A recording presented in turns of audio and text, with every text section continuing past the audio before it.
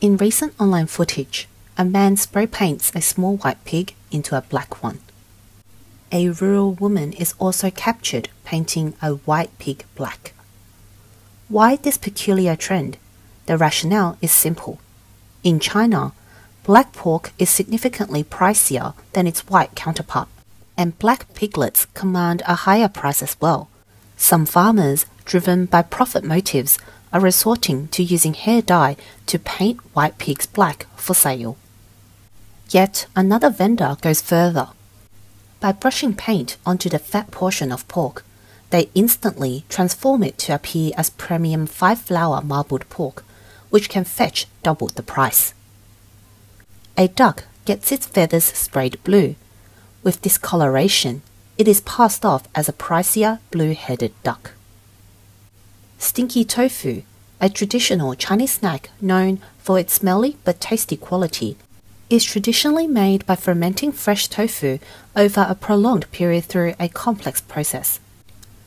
Now, some unscrupulous sellers simply soak tofu in an unidentified black liquid to achieve the same effect. Another video reveals workers immersing fresh long beans in a formaldehyde solution before transporting them. This method purportedly preserves the beans for extended periods. However, it's widely acknowledged that such industrial preservatives are toxic and not suitable for food preservation. Not just vegetables, fruits are major victims too.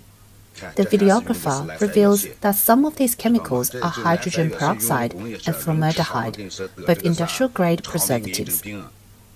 Moreover, some crops are exposed to various chemicals from the planting stage itself. For instance, cucumbers are subjected to swelling agents and ripening hormones. Bananas and oranges are also soaked in chemical solutions post-harvest before being sold. The video also features chilies undergoing a cosmetic enhancement. After being sprayed with dyes, the once blotchy, dark-colored chilies become vibrant and red, potentially justifying a price hike. On September 26, 2023, a titanium surgical nail was discovered in a bowl of bone soup at a restaurant in Liuzhou City, Guangxi Province. Netizens suspect that this rectangular piece may be an orthopedic surgical implant nail. The diner reported that the restaurant owner took no action except for not charging them for the soup. In a similar vein, on September 11th, a woman in Foshan, Guangdong, was astonished to find a large bowl inside her mooncake. Another diner recounted a horrifying experience at a hot pot restaurant where, after a brief while, multiple roaches scurried around the pot.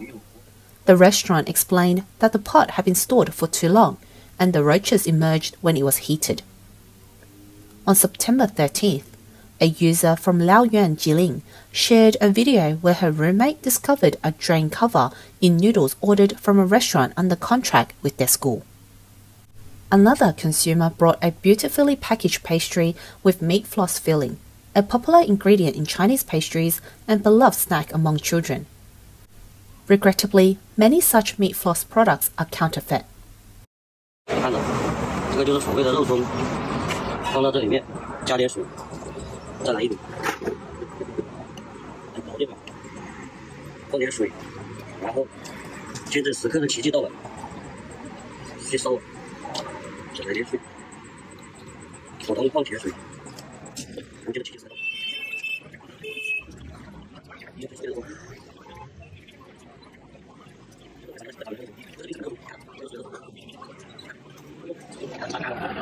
打火机接着时刻的奇迹。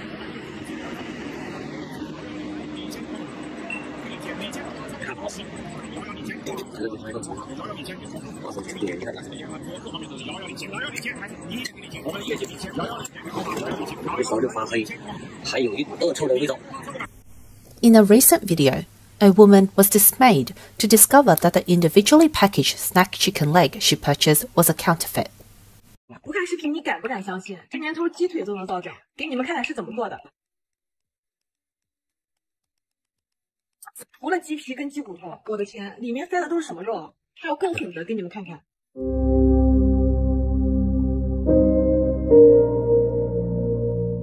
烧还有什么是不能造假的？这排骨能吃吗？到底有没有人性？还有更狠的啊！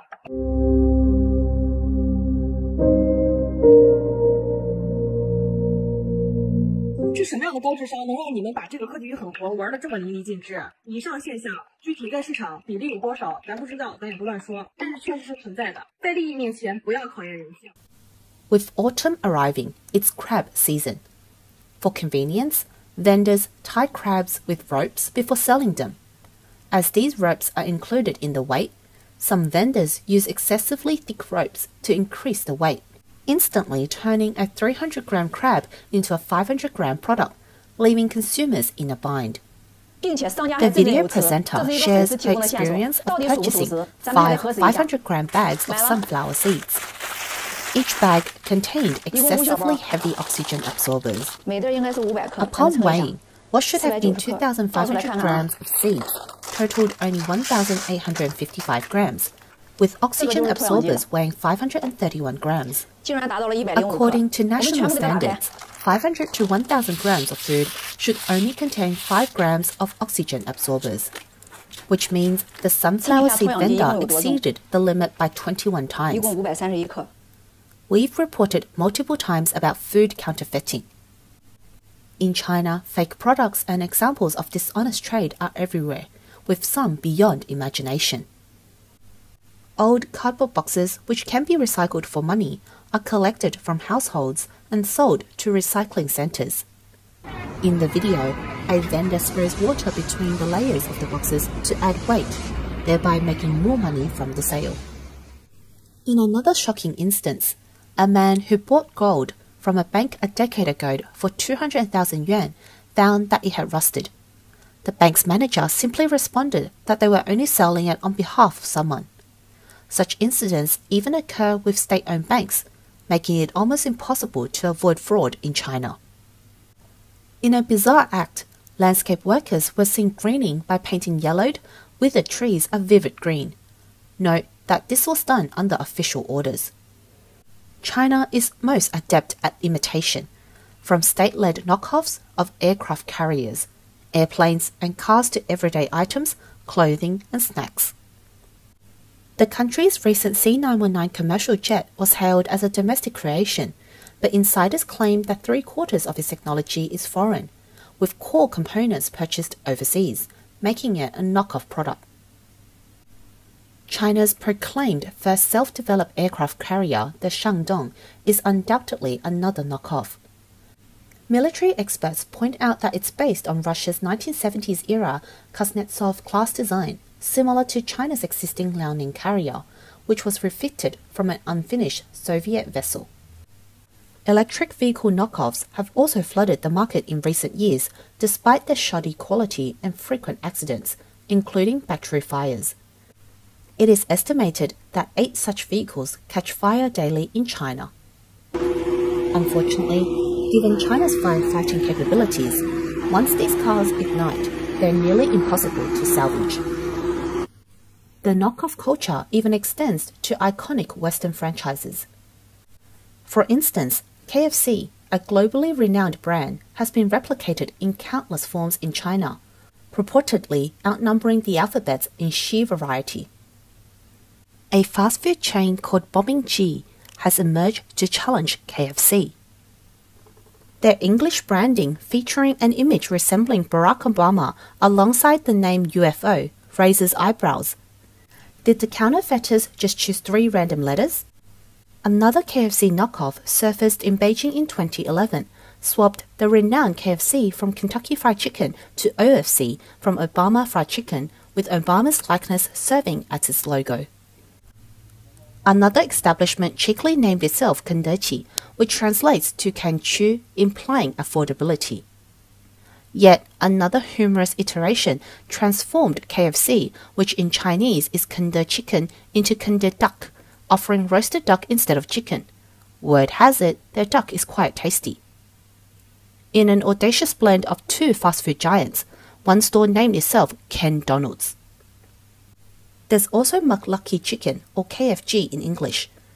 It is known for its striking resemblance to KFC, not only in interior decor, but even in its menu and marketing materials.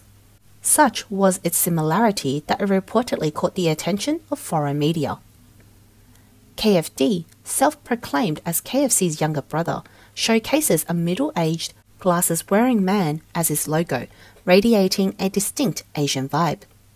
Judging from the glass window on the store's second floor, it seems they sell burgers. This shop, RFC, has also garnered favorable reviews. Another, with a high-end appearance, names itself De Kenji, merely switching the order of the characters in the Chinese name for KFC. Its English acronym DKC doesn't resemble KFC much though. But it's not just KFC that has been imitated. Pizza Hut has its doppelganger, amusingly named Pizza Hut. A look-alike of McDonald's brands itself with the prefix OMC, though the intended meaning remains a mystery. In the realm of desserts, an ice cream is strikingly similar to Häagen-Dazs, but if you look closer, it actually says Haasdagen.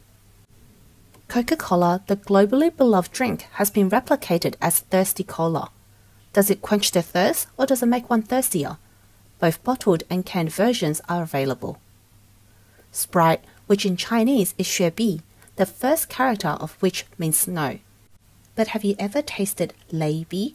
Given the similarity between the Chinese characters for snow and for thunder, one might easily confuse the two. In a curious blend of branding in China, Procter & Gamble's 3 shampoo products have been amalgamated. Originally Pantene and Rejoice, they have been combined into a single Pan Piao shampoo. Even more audaciously, by adding Head & Shoulders to the mix, it was christened Pan Piao Fei Xi shampoo. At first glance, one might mistake this beverage for Pepsi. However, upon closer inspection, it's revealed as Content Cola.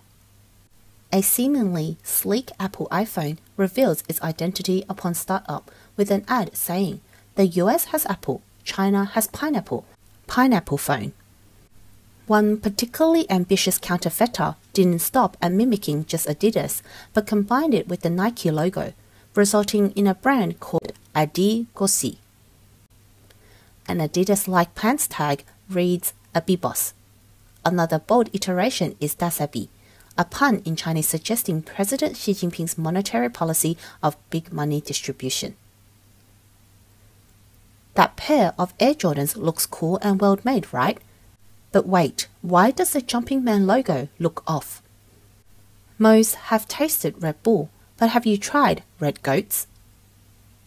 As for the popular walnut milk drink, 6 Walnuts, its simple name has given rise to knockoffs ranging from 1 walnut all the way to 10 walnuts and even a 6 pure walnuts. One even went as far as naming the product 6 nuclear bombs. Indeed, counterfeit products in China are virtually innumerable, mostly originating from small workshops. However, some substantial counterfeit enterprises have also emerged, such as Dali Foods, dubbed as China's most successful imitation company. Founded as a modest snack factory in Fujian in 1989, by 2011, it boasted revenues reaching nearly 23 billion yuan, just over $3 billion US. Dali's success hinges on a formula of imitation and enhancement, a strategy insiders term as follow strategy. Whenever top brands launch a successful product, Dali would introduce a similar one, not only making taste but also packaging, yet at a fraction of the cost. Examples include the Kopiko chips emulating Pringles and Lay's, and herbal tea inspired by Wang Laoji. Their breakthrough came with the Dali Yuan egg yolk pie, mirroring South Korea's Lotte pie. This product turned the brand's fortune around, setting it on a trajectory of continuous growth through replicating the success formula. This method significantly reduced Dali Foods' cost of trial and error, ensuring its counterfeit products consistently ranked among the top 3 in sales in their respective categories. On November 20, 2015, Dali Foods made a stellar debut on the Hong Kong Stock Exchange, marking the largest global IPO for a consumer goods firm that year. In 2018, Dali's founder, Xu Xihui, even briefly claimed the title of the wealthiest individual in Fujian, boasting a net worth of 62.7 billion yuan. However, as the saying goes, what goes around comes around. Dali, having built its empire by mimicking others, eventually felt the sting of its own tactics. After Dali's products became popular, they began to be counterfeited by smaller brands. For instance, Dali Foods' 好吃点 biscuit series is now facing competition from the cheaper 吃好点, while a larger version of the Dali Yuan pie, named De He Chuan, has popped up in various small town stores. Dali Foods, once a dominant player in its sector, is determined not to cede its position without a fight. Despite launching a series of new products, they have unfortunately failed to resonate with the market. Some of its long-standing products, too, are gradually falling out of favor as times change. In 2019, Dali came under scrutiny for misleading advertising and was subsequently slapped with a hefty fine of 367.3 million yuan by regulatory authorities, dealing a significant blow to the company. Today, Dali's revenues are on a steady decline. In 2022, its total revenue stood at almost 20 billion yuan, a drop of 3 billion compared to 2021. This signifies almost no growth in the past 4 years, showing even signs of regression. As of June this year, rumors have been circulating about Dali's potential delisting from the Hong Kong stock market. Dali's success can be attributed to its stronghold in China's 3rd and 4th tier cities and vast rural markets. The consumers in these regions are relatively less affluent and not particularly demanding about product quality. These imitation products, substantially cheaper than the originals, cater to the Chinese tendency of seeking value while also craving a touch of luxury. This phenomenon underscores why counterfeit products thrive in China. There's a vast market for them in its extensive rural areas. 2 videos might provide a clearer picture of this situation.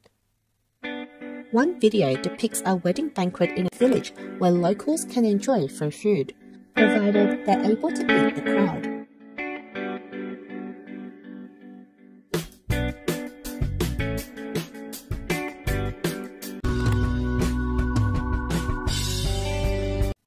On September 13, 2023, in a village in Guang'an, Sichuan, a vendor selling vegetable seedlings was unexpectedly swarmed and looted by a group of elderly villagers. Some even took the goods and left without paying. The vendor tried in vain to reclaim his merchandise until a tall local intervened, ending the chaotic scene.